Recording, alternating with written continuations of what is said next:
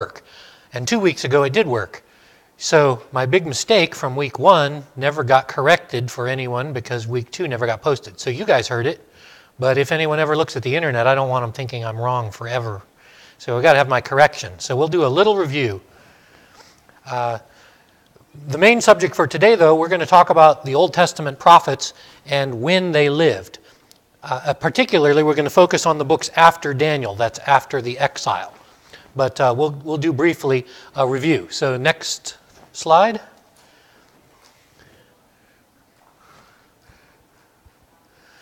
Okay, so we'll review because we didn't get week 2 on the internet or the website. So I'm hoping that anyone who listens to week 2 and says, that guy's an idiot, will watch week 2 and say, well, at least he found his mistake. And the basic problem is that the church councils did put the Apocrypha in the Bible. And so I was wrong when I said the church councils took the Apocrypha out. They did not. They actually put it in. And so it was in for over 1,000 years in our Bible. And so that's why this is such a problem these days. It wasn't until the Reformation that we got it out. So next slide, we'll go briefly over what happened. In Jesus' day, the Jews had no Apocrypha. They agreed that those books were all not part of the Bible. The Pharisees particularly rejected the Apocrypha. The Dead Sea Scrolls, we'll mention later, the Dead Sea Scrolls have fragments of 5 of the 16 apocryphal books. So less than a third of them are represented in the Dead Sea Scrolls, in those caves, in those jars that were found in the 1940s. But they were kept in different jars from the Bible. The Bible cave had its jars, and the Apocrypha was in with all the novels and literature. So the Pharisees and the Essenes did not believe they were part of the Bible. The New Testament quotes none of these apocryphal books. The New Testament does quote 1 or 2 other books, but they're not in the Apocrypha. Josephus lists the Old Testament books the same as ours, and he left out the Apocrypha. Josephus was about 94 AD. Now, this is the first time the Apocrypha might appear, but I doubt it, and most scholars doubt it. The problem is this Bishop of Sardis, he listed the Old Testament, he left out Esther, but he added a book called Wisdom. But it's been discovered that in the early church, Proverbs or Ecclesiastes was sometimes called the Wisdom of Solomon. And one of the apocryphal books is called the Wisdom of Solomon. So this might be the apocryphal book, Wisdom of Solomon, or it might just be that he was putting in Proverbs or Ecclesiastes. So maybe. The first time we're sure the Apocrypha starts getting added to the Bible is Origen in 240 AD, and Origen was an Egyptian. And it appears that it's from Egypt that the Apocrypha got its first advertising campaign. And so Origen put 5 of the apocryphal books in his list. Or no, a couple, 3 I think it was, to his Bible books. So that's the first, 240 years after Jesus was born. So 150 years after the church was formed, 175 years. The Syriac church, an ancient document called the Peshitta of the Old Testament, had no Apocrypha. It didn't get it till the same time the Christians got it. The first time the appearance of the Apocrypha was in the Septuagint, and the Septuagint came from Egypt. You see, there was a bunch of Christians in Egypt who were very scholarly, including Origen, and they fell for an ancient legend, the Jewish legend claimed, when Ptolemy, in charge of the Library of Alexandria, asked the Jews to give him a copy of the Old Testament. They would not give him a Hebrew copy, or even if they did, he couldn't read it. He couldn't read Hebrew. He asked for a Greek translation, and so they supposedly sent 120 elders to Egypt to make a translation called the Septuagint. And supposedly they did it in 120 days without sleep or food or water. God miraculously sustained them to make this book, and so that's how the Library of Alexandria got their copy. But in 240, Origen and other Christian Egyptians started adding to the Septuagint, adding the Apocrypha books to it. And so by about 320 AD, the Septuagint, all the Egyptians were putting all the apocryphal books along with the Old Testament. And since Augustine and other church scholars in the early church could not read Hebrew, they only read Greek, they all used the Septuagint. When they started getting their copies of the Bible, it included the Apocrypha. And so when the early church councils met, including St. Augustine, he accepted the Apocrypha and he demanded that it be put in. He believed the legend of the 120 elders, 120 days. Thus, God inspired it. See, that was his idea. That was proof of inspiration. But it's believed that that was a myth, just a Jewish myth. So Jerome, who was the only Hebrew scholar in the early church councils who wrote the first, the Latin Vulgate, he translated the Bible from Hebrew and Greek into Latin. So he knew both languages. He said the Apocrypha should not be in it. It's the wrong kind of, it's not Hebrew, and it's written in the wrong kind of Greek. Augustine overruled him, and all the church elders overruled him. The next slide. So in the early church councils, they added the Apocrypha in 393 and 397 in Carthage. And because of that, the Pope in 405, Pope Innocent, he added it to the Latin Vulgate, even though the translator said no. He got somebody else to translate it for him, I guess. And so ever since then, the Apocrypha was in the Bible until Martin Luther, well, Wycliffe and some of the other early reformers, even before Luther, left it out or questioned it. But they didn't leave it out exactly. They made it an appendix. Here's some guys, Gregory the Great, Justin Martyr, and Wycliffe rejected the Apocrypha, but they didn't want to totally deny the early church, and so they left it as an appendix. They said it's good to read, but it's not part of the Bible. So it wasn't until after... and then the Catholic Church got mad when Martin Luther tried taking it out.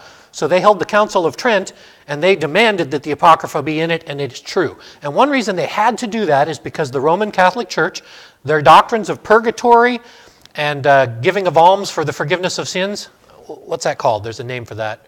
Indulgences. Indulgences and purgatory and prayers for the dead and the angel Raphael and other things that the Roman Catholic Church believes are only found in the Apocrypha. They're nowhere else in the Bible or the Old Testament. So they had to keep it. So next slide. So John Calvin said they're ignoring all the early church rejections, that it should be ecclesiastical, meaning you can read it, but not canonical, meaning it's not inspired. The Puritans rejected it. The Westminster Confession rejected it, called it mere human writings. And so for 200 years, though, the Bible included the Apocrypha as an appendix. But then the Geneva Bible and or the Bible Society stopped including it to save money on paper. They were able to keep 100 pages out of their Bibles by cutting it out. So that's the real reason it finally got lost. The Eastern Orthodox Church kept it mainly because they hated John Calvin, and they didn't want anyone to think they were Calvinists. So they went with the Catholics on that. And I already mentioned to you about the Dead Sea Scrolls. So the next slide.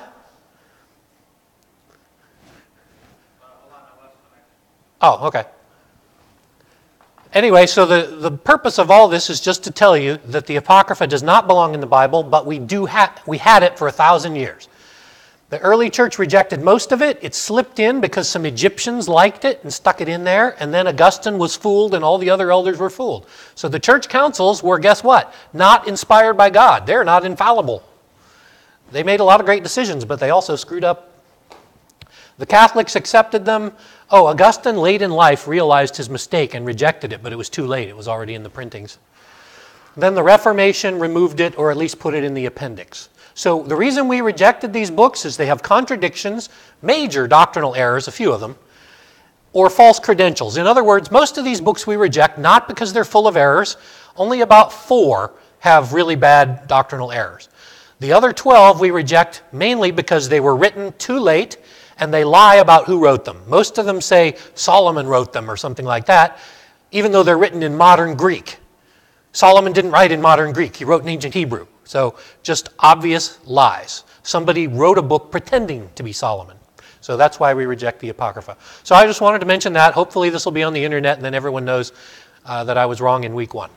So now we'll start our new subject. Next slide.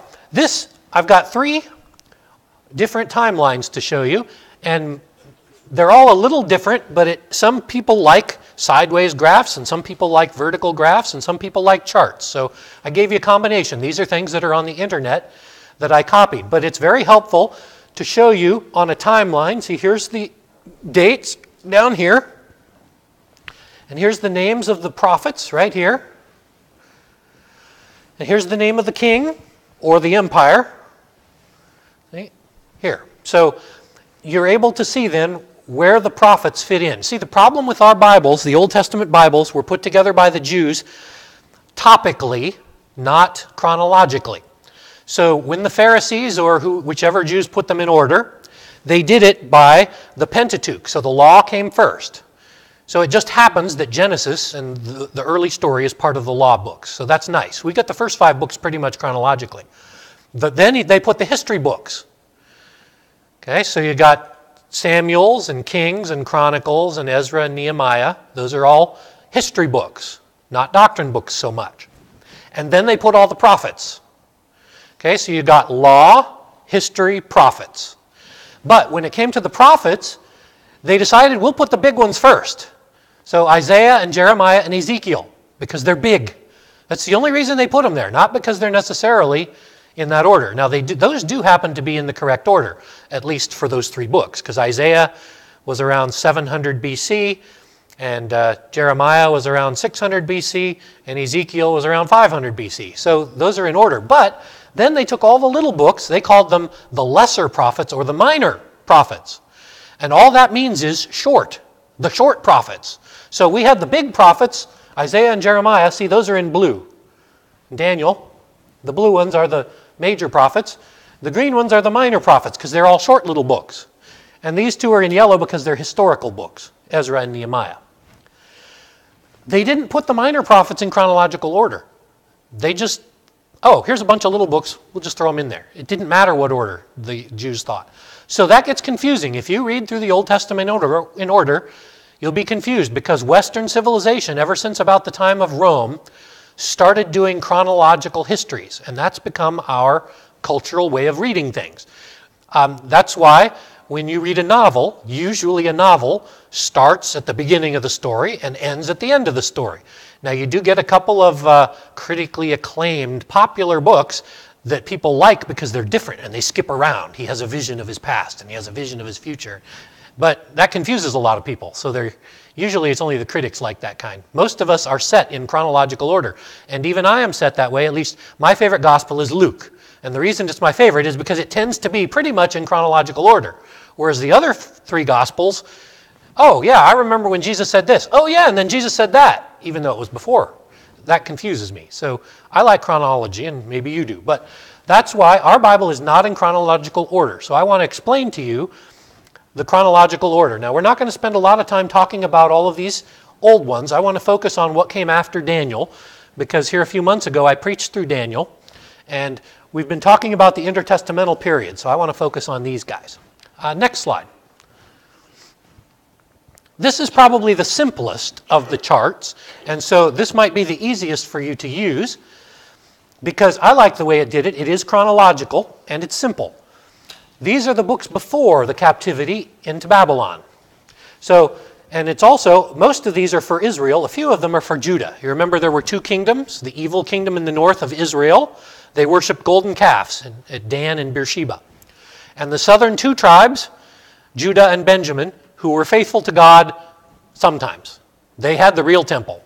So some of these prophets are for Judah and some for Israel. But Israel got wiped out in 700 BC by the Assyrians, taken into captivity.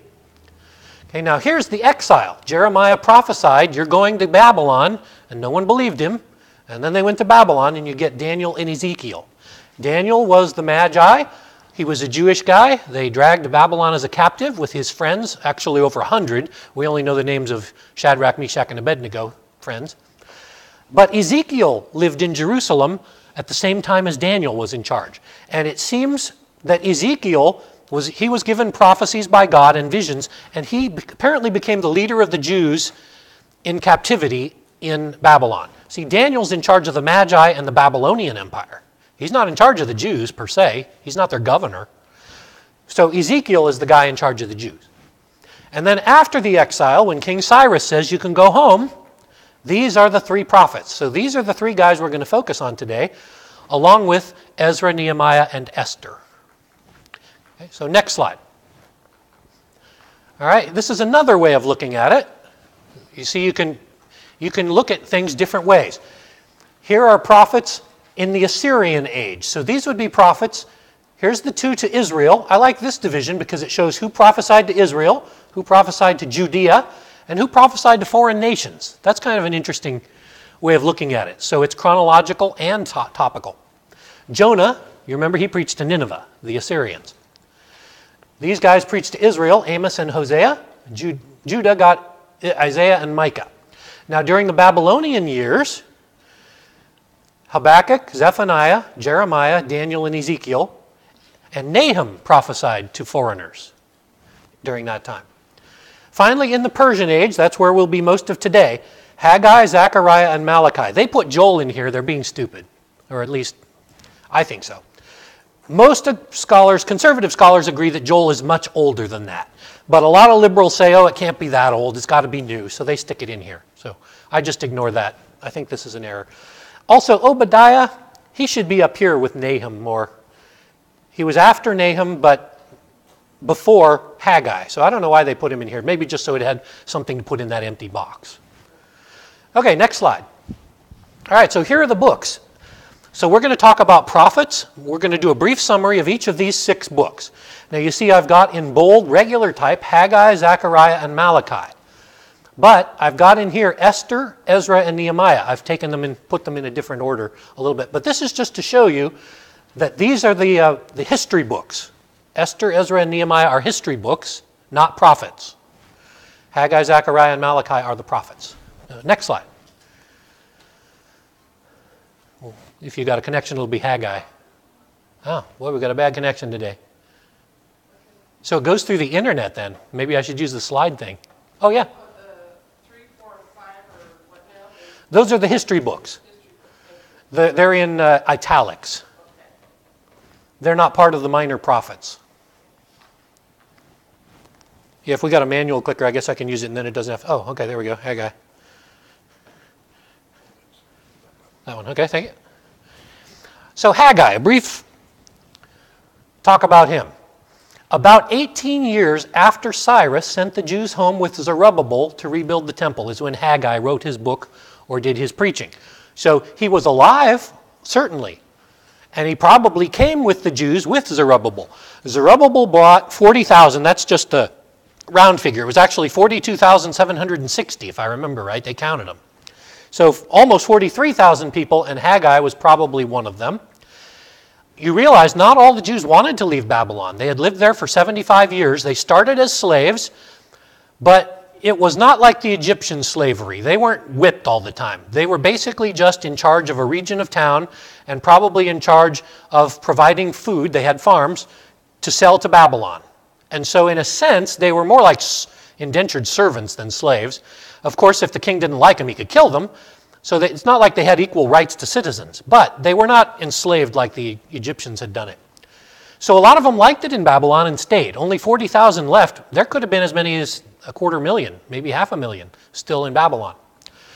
Well, Zerubbabel and the Jews built the foundations and the altar of the temple. Remember, the Babylonians had destroyed it. But usually when you destroy things, you just pull the walls down. You don't destroy there's no reason to spend all that work digging up the foundation. But they did need to rebuild the foundation because after almost 100 years, you see, even though it had been torn down, it's not like they could just put the bricks back up. Because you know what happens to good buildings, especially like the Temple of Solomon, built of marble? You know that every king in the neighboring countries would be coming in here and stealing all the rocks that had been knocked down because they want marble. It's not cheap, and it's hard to mine it and cut it. So all the rocks were gone, foundations ruined. They rebuilt it, and they rebuilt the altar. But before they can rebuild the temple, which were the orders of Cyrus, the Samaritans started hindering the work. See, Cyrus died quick. He didn't last long. And then his son was busy on military campaigns, and so the Persians were too busy to worry about whether the temple got built. And the Samaritans kept sending letters, false lies, to the Persian governors, saying the Jews are going to rebel. Don't let them build the temple. They're already talking about joining Egypt. Thus, the money stopped flowing. The Persians quit sending them money and quit sending them help to build the temple. This went on for over 10 years. That's why the temple's not built yet. But Haggai preached and prophesied. Basically, God sent Haggai to the people to encourage them to build the temple. In fact, there was a big drought. And Haggai said, God sent this drought on you because you're not doing what he wants. He wants you to build a temple. So the people started building it, and we know the exact date, September 7th, 521 BC. They started building the temple again, and it took about 5 years. They finished it on February 25th, so we're getting close to the anniversary, 516 BC. Now, Ezra mentions or seems to refer to Haggai's prophecies in these two verses, Ezra 5:1 and 6:14. So Haggai was a contemporary of Ezra, certainly knew him, along with Nehemiah most likely, and Zechariah, which we'll talk about in a minute. And this is a nice book in a sense. This is one of the rare occasions when the people actually obeyed the prophet. In other words, usually when God sent a prophet, the people say, no, not doing it, and then they get crunched. God sends a judgment on them. But in this case, the prophet said, hey, you guys need to build the temple, and they said, okay, and they built it. That doesn't happen too often. Haggai is one of the rare times it happened. Okay, so that's your basic book of Haggai. It's only a couple chapters long, but gives you an idea.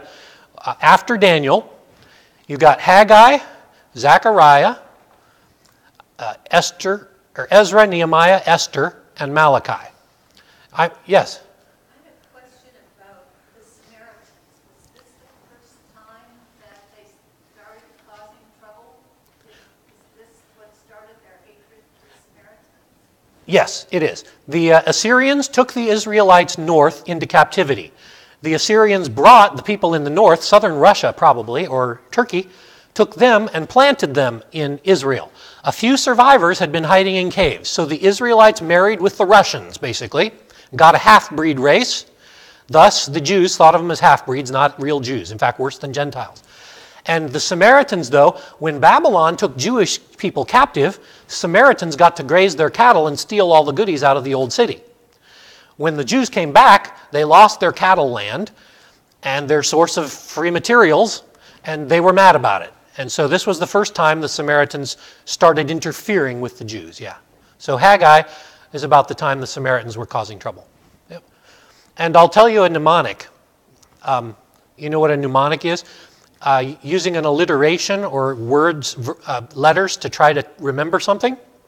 I just thought about this last night. I was trying to think, how do you remember H for Haggai, Z for Zechariah, E for Ezra, N for Nehemiah, E for Esther, and M for Malachi? So I thought about it. It's kind of silly, but that's what makes it memorable to me, at least. H and Z are Hogzilla.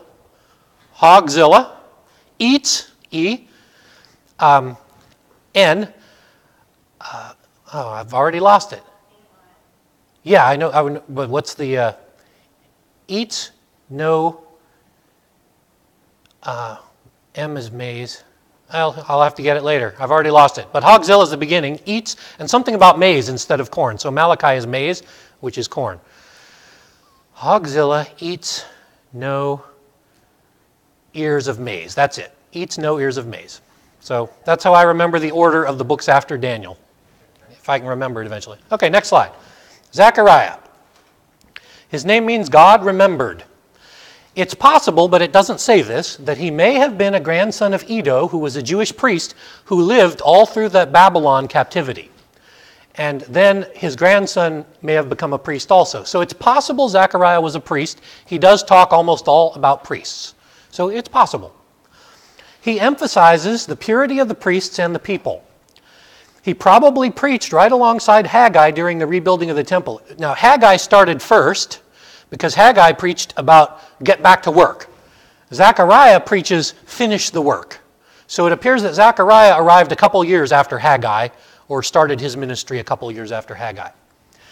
He also had, though, visions of a future Messiah who would conquer the nations. So it does have elements of messianic prophecies about Jesus. And he may have lived a long time. It seems that he might have lived a long time into the time of Esther, which was almost 50 years later. So Haggai was only a couple of years, get building the temple. Then Zechariah came along and said, finish the temple, and gave all kinds of prophecies of the coming Messiah. Okay? So next slide. Esther. I put Esther in here because it seems to me that Esther comes before Ezra and Nehemiah. So, although my mnemonic doesn't quite do that right, does it? I would have EE. Oh well. She was a Jewish lady named Hadassah, but her Persian name was Esther. I'm not sure if she was called Esther by all the Persians or if she just got that name once she got married to the king. I'm not entirely sure. It's probable that she married King Xerxes, who reigned from 486 to 465. Unfortunately, the Septuagint, if you include the Apocrypha, says that it was King Artaxerxes who was the next king, 464 to 425. So At 486, you remember the temple was finished, what was that on the last slide, 450? So at any rate, it's like 30 years later, after the temple's built, Queen Esther comes along. And Queen Esther is important. She was a Jewish queen, and her father Mordecai saved the Jews from a purge. Basically, a wicked Persian man hated Jews, anti-Semitism, this goes back a long ways, thousands of years, wanted to kill them off, tricked the king into making a law to kill off all the Jews. And they rolled the dice to decide what day to kill them. That's where the word Purim comes from. The Feast of Purim, which is a Jewish celebration, is the feast of casting lots. And that comes from the Persians threw the lots to decide what day to kill all the Jews on. But God saved them anyway. The queen went to the king and said, you realize that now I'm going to have to be executed because your henchman's planning to kill all the Jews, and the king's furious, and he can't change the law, but he fixes the law to say that the Jews can band together and fight against anyone who comes to kill them. And so, in fact, the Jews end up killing a lot of anti-Semites rather than the anti-Semites killing the Jews. And so Esther, through God, saves the Jews. This is the origin of the Jewish festival of Purim. And this book is controversial because it's the only book in the Bible that doesn't mention God. And so the apocryphal book of Esther throws God in a couple of prayers. So that's the book of Esther. There is one other book actually that never directly mentions God, and that's Song of Solomon. And those are two of the books in the Old Testament that Jews have always argued about, because how can you be in the Bible if you never mention God? But it still shows God's work. Okay, so next slide. Ezra. You already know that 40,000 Jews went with Zerubbabel to rebuild the temple. We're told about this again in Ezra. They're hindered by the Samaritans.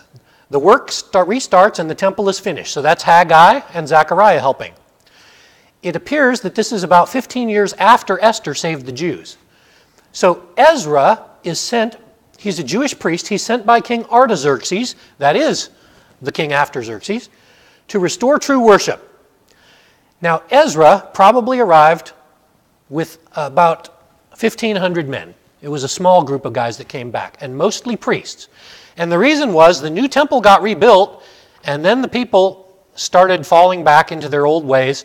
They hired a high priest who was hiring Samaritans to work in the temple and taking all the tithes for himself and keeping the money and not spending it to pay janitors and priests. So basically it had become a corrupt system. And so Ezra was able to go back to restore true worship. He finds the impure leaders and kicks them out. He kicks out all the priests who have married Samaritan women, and he kicks out all the priests who were stealing. So he purified the worship. So this was, it didn't take long for the Second Temple to fall into bad worship, did it? 15 years. Well, no, the 15 years after Esther. So I guess it was more like 50 years after the first temple was built. It was already going corrupt. There was something I forgot to tell you that I learned that's quite interesting. Maybe Dad will bring it up when he preaches on Esther or Ezra and Nehemiah. I just discovered it this morning while I was eating breakfast. The Second Temple was built. You realize the Ark of the Covenant was lost sometime after Solomon. We don't know when. It talks about the Ark of the Covenant up until Solomon, and it never mentions it again. The Bible, that is. There's lots of theories on where it went. Nobody knows, and I'm not going to... Some people think it's in Ethiopia, and that's a possibility. But anyway, when they rebuilt the Second Temple, they had no Ark of the Covenant. They built a new menorah, or maybe the king gave them back the old one, the Persian king, he might have, and they got a new table of showbread, and they built a new altar. Those are the only three pieces of furniture they got in the Second Temple. They no longer had the Ark of the Covenant or some of the other things. In the Second Temple, in Solomon's temple, there was a wall for the Holy of Holies. In the tabernacle, it was a curtain. Solomon built it, there's a wall with a door, I suppose. But the Second Temple had curtains. You remember the curtains get torn when Jesus is crucified. So anyway, things have changed. But rather than since they don't have an Ark of the Covenant and they can't build a new one, they had a big rock in there that they called the foundation stone. Now, according to legend, we can't be sure, Solomon put this stone. It's a big flat rock. It's like 15 or 20 feet long and 8 feet wide and a couple inches thick. It's a big slab with a hole in it, big enough for a man to crawl down a staircase. Anyway, supposedly the Ark of the Covenant sat on this big rock. Don't know if that's true. But we do know, or we believe, that in the second temple, rather than, since they don't have an Ark of the Covenant, they put this giant rock in the Holy of Holies. And that is the same rock, supposedly, that is now the Dome of the Rock. You've heard of the Islamic shrine in Jerusalem? They built it on the site of the old temple. That's the same rock, they claim anyway. And it's probably true, because the Romans and the Babylonians ignored it when they destroyed the temple. You know, why destroy a giant big rock? It's just a big rock. There's no symbols on it, no writing, nothing holy about it. But supposedly it's where Abraham offered Isaac on the altar. It's from Mount Moriah. And supposedly it's where Muhammad rose to heaven, so the Islamics believe it's a holy rock. The Jews think it's a holy rock because they think the Ark of the Covenant used to sit on it. And so the Orthodox Jews pray toward Jerusalem. They don't just pray toward the city, they pray toward the foundation stone. They actually pray toward a rock. They rejected the Messiah, and you almost wonder, I've been thinking if that's a play on words when so often in the Bible, the rock that the builders rejected, it's a giant flat rock like one of builders might use. But it's not cut, shaped, I don't know. But anyway, I just bring that up because the Muslims have it and the Jews want it back. And so all of your dispensationalist friends want the temple rebuilt in Jerusalem. They want to knock down the Dome of the Rock to get their rock back. Because that's their Holy of Holies now. That's the Ark of the Covenant to them. They worship at the rock. So anyway, next slide. Nehemiah. Nehemiah was the cupbearer to King Artaxerxes I. He was sent to Jerusalem to rebuild its walls because the Samaritans are continuing to harass the people. They've got their temple now, but they've got no protection. And if the Samaritan raiders come in, they steal everything you own. So he's given permission to go build the walls. The Samaritans tried to capture him and used little raiding parties to try to stop the wall building, but you'll learn about Nehemiah in the near future how he stopped that. They actually built the wall in 52 days, so it was pretty fast once they got the thing going. And it seems that is when Ezra comes back into the story, and Ezra leads a public repentance and public worship there. So Ezra and Nehemiah are at the same time. There is a lot of controversies about why Ezra is first and Nehemiah is second. Conservatives generally say Ezra's first because it gives a date, and his date is before Nehemiah's date. But some people, scholars, it can't be because Nehemiah never talks about Ezra or something. So I don't know. I tend to think Ezra's first, but it's not a huge thing. But what seems to have happened is that after Ezra leads the public repentance, Nehemiah stayed 12 years. After he built the wall, he was the governor. He took care of things for the king. And then he went home to Persia, but within a year he had to return because things were already falling apart. So Nehemiah was apparently a great organizer, and as soon as he left, it was all falling apart. And so the Persians said, get back there, get things under control. So Nehemiah was sort of the politician, while Ezra was the priest, in a sense. And that came to be, eventually, the whole Jewish system before, when they weren't ruled by foreigners. The priest was in charge of all spiritual things, and the governor, not king exactly, but the governor was in charge of the political things. And that's usually how it worked until the Maccabees came to power and they became kings. Next slide. Malachi. Malachi, his name means my messenger or God's messenger. So some people think this wasn't his name. It just says, my messenger says. You can take that as a real name, Malachi, or you can say my messenger, in which case we don't know his name. But we don't have clear dates, but he uses Persian terms, and the temple is already rebuilt. So it has to be after Daniel and after Ezra and Nehemiah. His theme is purifying worship, so we think he was probably helping Ezra and Nehemiah around 445 BC. He attacks the impurity of the priests and the high divorce rate. They were getting really big on divorce, and not just because they had married Samaritans. It was just because they didn't like the girl anymore and kicked her out. So that's something Jesus talks about later with the Pharisees. Malachi says that God's punishments are just because you're not holy. They're complaining about droughts and attacks by Samaritans, and Malachi says, what do you expect? You're not even holy to God. Why should he protect you? But some of the important things he says is Elijah will return to prepare a way for the Messiah. We think that's probably John the Baptist. And Malachi is one of the most quoted Old Testament books. The New Testament quotes it a lot because it talks about the coming of the prophet, Elijah, and the Messiah. So those are the books and the order of what came after Daniel. Do I have any more slides? I can't remember. That might have been the last one. Okay, that was the end of it. Okay, so, yes, you have a question. Go ahead. Where did you come up with a date, February the 15th, 200,000 BC area? It's because we have the exact date of when the temple was started to be built and when it was finished. And we have those in Ezra and Nehemiah. Now, it doesn't give you the date because here's a hoax for you. Do you know one of the great hoaxes in history was a coin? A coin with a picture of Caesar that said 6 BC on it. What's the problem with that coin? Nobody knew it was BC. You see, looking back, we call it BC. There was no 6 BC. Nobody knew that in 6 years the Christ is going to be born. You know, so if it says BC on it, it's a lie. It's a fake coin. Okay. Well, it's the same sort of thing. So we only know the dates because Ezra and Nehemiah say that in the 2nd year of King Artaxerxes I, on the 5th day of the 4th month, we started building the temple. That's how we know the date. They didn't have February. It was the Romans who started. We use the Roman calendar. So that's how we know the date, is because we know the dates of the kings from the Persian records. So, yeah. I don't even know the question to ask on, so I'll just sort of ask it in general, and you can figure out if you want to tell me.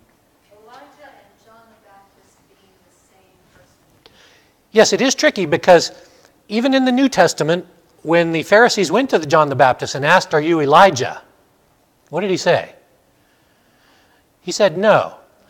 But does that mean he wasn't the Elijah intended? God might have thought and said he was the Elijah, but it doesn't mean God told him. And when they asked Jesus, didn't they ask Jesus about John the Baptist also?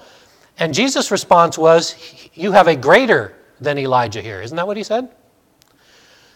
So it does appear that John the Baptist was Elijah, but he didn't know it. Now, that doesn't mean he was really Elijah. It means he's like Elijah. He showed that God was coming and that God had messages for the people. And his message was repentance. In Elijah's case, nobody ever repented. He had a great success on Mount Carmel. They sort of repented. They said, "Yeah, you're right. There is a God." But they didn't repent. John the Baptist, he got lots of people repenting. John the Baptist was a huge change because Malachi was around 420 BC. God did not speak to anyone in books of inspiration again until the apostles. So there was 420 years of silence. We call them the silent years or the intertestamental period. And thus, when God returned with miracles and prophecies, everyone is shocked. The light shines out of the darkness all of a sudden. You've been dark for 400 years, and then Jesus is here healing people and raising them from the dead. That's a big change. And we think that the reason God had this silent period is it's just like nighttime. You wait for the sun to come up. It's obvious. There were no prophets between Malachi and Jesus, as far as we know. That doesn't mean God didn't act in the intertestamental period. God used Alexander the Great. God gave him a vision. God gave the high priest visions. God used the Maccabees. God uses all kinds of people, but it doesn't mean he inspired them to write anything down. There was no more prophecy. So the people were kind of, what did Jesus say? They were sheep without a shepherd. Nobody was guiding them. The Pharisees were too self-absorbed to guide anybody. All they demand is you follow the rules or else. They don't care about you. So that was a dark, dark time, those 400 years, even when the Jews were free. In fact, one of the things that the Romans sort of figured out after a while, too late, was that all you have to do in order to conquer the Jews is leave them alone and they'll kill each other. You hardly have to crush them because they'll kill each other, but the Romans just had to keep sending in their armies and destroying them.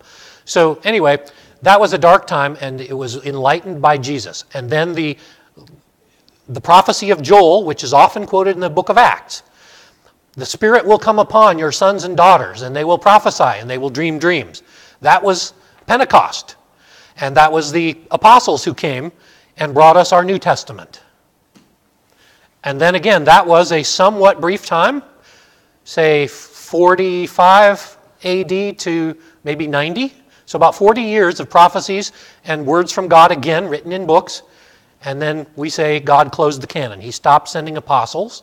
The apostles in general, we believe, are those who saw Jesus physically. And that includes Paul, because Paul saw Jesus physically on the road to Damascus. So we don't believe there are any more apostles, and that the charismatics are wrong when they say God's still speaking to people just like he spoke to the apostles. No, they have not seen Jesus. So that's one reason we say that's wrong. Any other questions about these last 6 books? Next week, I think we'll focus more on the cultural time of Jesus and before. How did the Pharisees rise, the Sadducees rise, the Essenes, and all of these guys who Jesus deals with? We'll talk about them next week. Thank you. Very interesting topic. Actually, it's fascinating to me. 4 to 6 months ago, I decided to preach on Ezra and Nehemiah, and I've included Esther.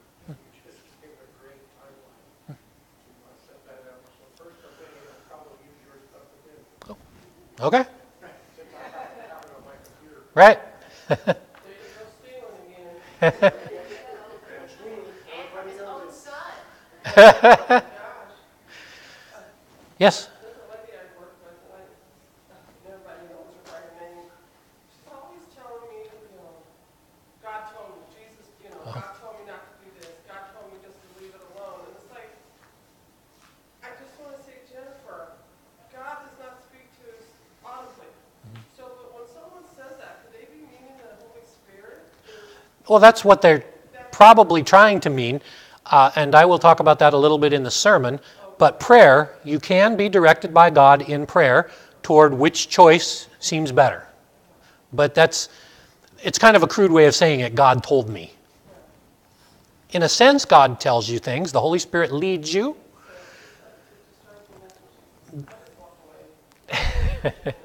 Yeah. So, okay. Mike, would you close us in prayer? Lord God, we are grateful for this time of study, Lord, to understand the history of time, Lord, as it applies to your holy word. Pray, Lord, that each of us would be strengthened in our walk with Christ as a result of it. Pray, Lord, that each of us might take time to study your word greater in these areas. Lord, that we would prepare our hearts and minds for worship here during the period of prayer. Praise you, Lord, for Pastor John Michael, for this congregation. Pray these things in Jesus' name. Amen. Okay, so once again, the mnemonic. It may or may not be correct in the right order. Hogzilla eats no ears of maize. Just a silly way to remember the order of the last books.